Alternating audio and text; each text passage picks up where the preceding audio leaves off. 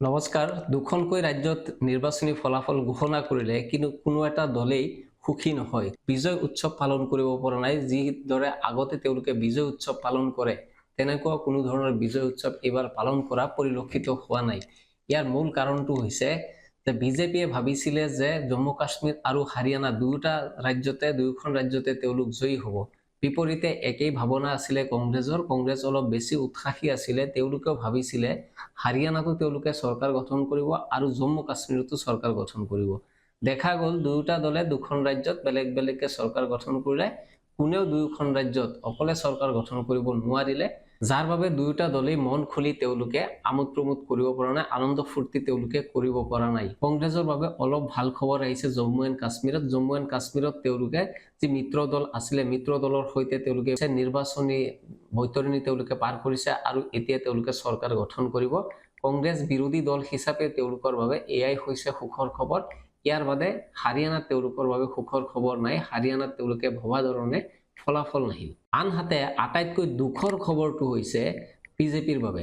বিজেপিয়ে ভবাই নাছিলে এনেধৰণৰ ফলাফল তেওঁলোকে লাভ কৰিব। বিজেপিয়ে যি ধৰণৰ এক নেৰেটিভ সৃষ্টি কৰিছিলে, এক ধৰণৰ হাৱা তেওঁলোকে বোৱাবলৈ আৰম্ভ কৰিছিলে, চেষ্টা কৰিছিলে যে ৩৭০ তেওঁলোকে নাইকিয়া কৰিছে কাশ্মীৰৰ পৰা, যাৰ ফলত কাশ্মীৰত স্বৰ্গ সদৃশ পৰিৱেশৰ সূচনা হৈছে, কাশ্মীৰত শান্তি প্ৰতিষ্ঠা হৈছে। যদিও বাস্তৱত ইয়াৰ দৃশ্যটো ওলোটা হয়, কিন্তু বিজেপিয়ে যেতিয়া প্ৰচাৰ চলায় তেতিয়া তেওঁলোকৰ মুখত এনেধৰণৰ কথাই শুনা যায়।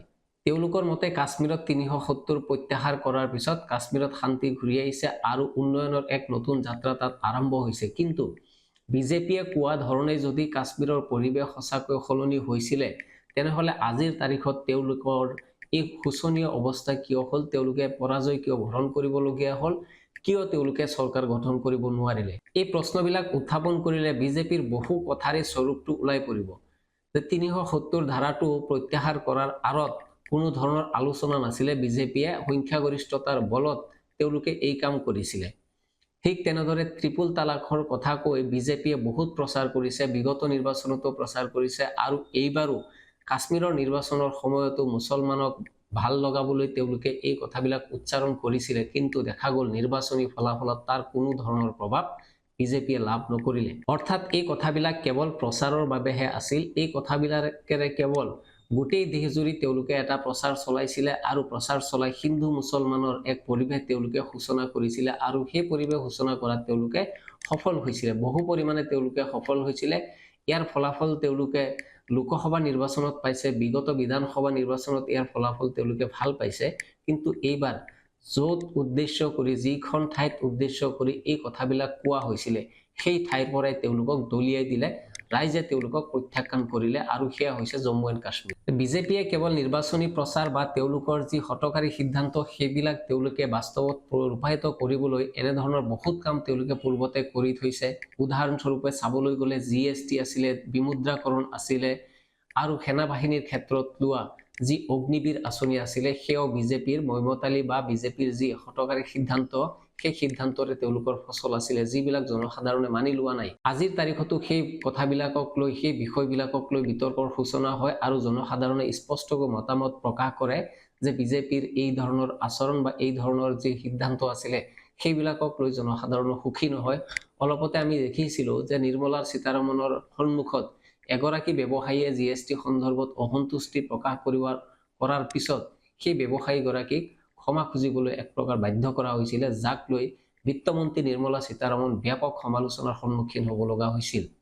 সেয়েহে আগন্তুক সময়ত বিজেপিয়ে এই ধৰণৰ কথাবিলাক তেওঁলোকে বিবেচনা কৰিবনে নাই, এই কথাবিলাকৰ পৰা তেওঁলোকে শিক্ষা ল'বলৈ সক্ষম হ'বনে নাই, সেয়া লক্ষণীয় হ'ব। কিন্তু হাৰিয়ানাৰ নিৰ্বাচনত আৰু এটা ডাঙৰ কথা পোহৰলৈ আহিছে, সেয়া হৈছে বিনেশ ফোগাটৰ জয়।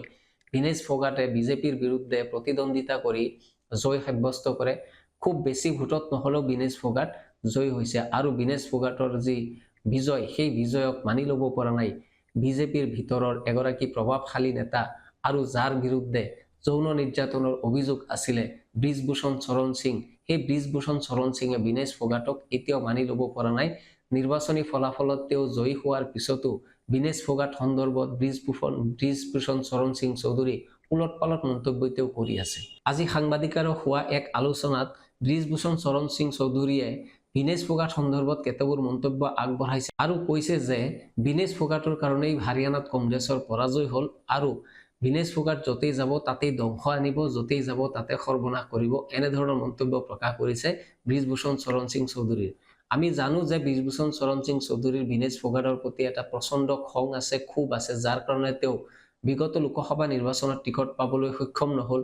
গতিকে এনেধৰণৰ ক্ষোভবিলাক হয়তো বিনেশ ফোগাটৰ ওপৰত এতিয়া ব্ৰিজভূষণ শৰণ সিং চৌধুৰীয়ে প্ৰকাশ কৰি আছে। গতিকে ইয়াত আচৰিত হ'বলগীয়া একো নাই। কিন্তু আচৰিত হ'বলগীয়া কথাটো হ'ল বিগত নিৰ্বাচনত হাৰিয়ানাত বিজেপিৰ হৈ প্ৰচাৰ চলাইছিল এক প্ৰকাৰ, বিজেপিক ভোটদান কৰিবলৈ বলৎকাৰৰ অভিযোগত, ধৰ্ষণৰ অভিযোগত, বলৎকাৰৰ অভিযোগত অভিযুক্ত বাবা ৰাম ৰহিমে এক প্ৰকাৰ মুকলিকৈ প্ৰচাৰ কৰিছিল আৰু আহ্বান জনাইছিল যাতে বিজেপিক তেওঁলোকে ভোট প্ৰদান কৰে, ৰাইজক আহ্বান জনাইছিল। গতিকে ইয়াৰ ৰাজনীতিৰ বাবে, যি ৰাজনীতিত এতিয়া মূল্যবোধৰ কোনো স্থান নাই বুলি কোৱা হয়, এনে সময়তে এনে ধৰণৰ এক প্ৰকাৰ যৌন নিৰ্যাতনত অভিযুক্ত, বলৎকাৰত অভিযুক্ত ব্যক্তিয়ে যেতিয়া এটা দলৰ হৈ মুকলিকৈ এইদৰে ভোট দিয়াৰ বাবে আহ্বান জনায়, তেতিয়াহে আচৰিত হ'ব লগাটো হয়। আৰু বিজেপিয়ে এই অপবাদবিলাকৰ পৰা নিজকে মুক্ত কৰিব নোৱাৰিব। কাৰণ ধৰ্ষণত অভিযুক্ত বাবা ৰাম ৰহিমে যেতিয়া বিজেপিক ভোট দিব লাগে বুলি প্ৰচাৰ চলাইছিলে, তেতিয়া বিজেপিয়ে এই কথাষাৰক খণ্ডন কৰা নাছিলে, অৰ্থাৎ কোৱা নাছিলে যে ৰাম ৰহিমৰ মতে আপোনালোকে ভোট প্ৰদান নকৰিব, ৰাম ৰহিমৰ কথাত বিজেপি একমত নহয়, অৰ্থাৎ এয়া বিজেপিৰ কোনো ধৰণৰ মন্তব্য নহয়, বিজেপিৰ কোনো ধৰণৰ ইচ্ছা আকাংক্ষা নহয় যে ৰাম ৰহিমে তেওঁলোকৰ বাবে ভোট বিচাৰক। গতিকে এনে ধৰণৰ কৰ্মকাণ্ডবিলাক হোৱাৰ পিছত শাসকীয় দলটোৰ প্ৰতি বৰ্তমানৰ বিজেপি, যি সংস্কাৰী দল বুলি কোৱা হয়, নিজকে সংস্কাৰী দল বুলি কৈ তেওঁলোকে জহাই ফুৰে, এনে এটা দলৰ বাবে বলৎকাৰী, হত্যাকাৰীৰ গোচৰত অভিযুক্ত যেতিয়াই ভোট বিচাৰে, তেতিয়া বহুত কথাই আচৰিত হ'ব লগা হয়। আৰু যেতিয়া সেই সন্দৰ্ভত দলটো সম্পূৰ্ণৰূপে নিমাত থাকে। আজি ফলাফলৰ পিছত না কংগ্ৰেছ সুখী না বিজেপি সুখী, কিন্তু জনসাধাৰণ সুখী। জনসাধাৰণ কিয় সুখী এই কথা হয়তো জনসাধাৰণে নিজেও নাজানে, কিন্তু জনসাধাৰণ দেখা গৈছে সুখী। দুখী হৈছে একমাত্ৰ সেইসকল যিসকল কংগ্ৰেছী হয় আৰু যিসকল বিজেপিৰ হয়, সেইসকলহে দুখী হোৱা দেখা গৈছে। অথচ তেওঁলোকৰ ভাগত এখন এখনকৈ ৰাজ্যৰ তেওঁলোকৰ চৰকাৰ পথাৰ তেওঁলোকৰ সুবিধা আছে, ইয়াৰ পিছতো তেওঁলোক সুখী হ'ব পৰা নাই। কিয় সুখী হ'ব পৰা নাই সেই কথা আমি ভালদৰে জানো। যিয়েই নহওক, এতিয়া ফলাফল ঘোষণা কৰিছে, দুয়োখন ৰাজ্যতেই চৰকাৰ বেলেগ বেলেগ দলৰ গঠন হ'ব আৰু জম্মু কাশ্মীৰতো কংগ্ৰেছ বা নেশ্যনেল কনফাৰেন্সে বিভিন্ন ধৰণৰ প্ৰতিশ্ৰুতি আগবঢ়াইছিলে। ৰাইজে এতিয়া লক্ষ্য ৰাখিব যে জম্মু কাশ্মীৰত কংগ্ৰেছ মিত্ৰজোঁটে তেওঁলোকে দিয়া প্ৰতিশ্ৰুতিসমূহ কিদৰে পালন কৰে। 370 প্ৰত্যাহাৰ কৰাৰ যি দাবী তেওঁলোকে কৰিছে মেনিফেষ্টত, সেই 370 পুনৰবাৰ তেওঁলোকে কাৰ্য কৰিব পাৰিবনে নাই, জম্মু কাশ্মীৰক পূৰ্ণাংগ ৰাজ্যৰ মৰ্যাদা তেওঁলোকে দিব পাৰিবনে নাই, এইবিলাকত এতিয়া জনসাধাৰণৰ দৃষ্টি থাকিব। বিপৰীতে হাৰিয়ানাত আমাৰ অসমৰ মুখ্যমন্ত্ৰীয়ে কৈছিলে তাতে গৈ যে যদি বিজেপিয়ে চৰকাৰ গঠন কৰিব পাৰে তেনেহ'লে 500 টকাত গেছ চিলিণ্ডাৰ দিব। আটাইতকৈ চৰ্চিত বিষয়টো অনাগত দিনত এইটো হ'ব যে হাৰিয়ানাত বিজেপিয়ে 500 টকাৰ গেছ চিলিণ্ডাৰ দিলে নে নাই।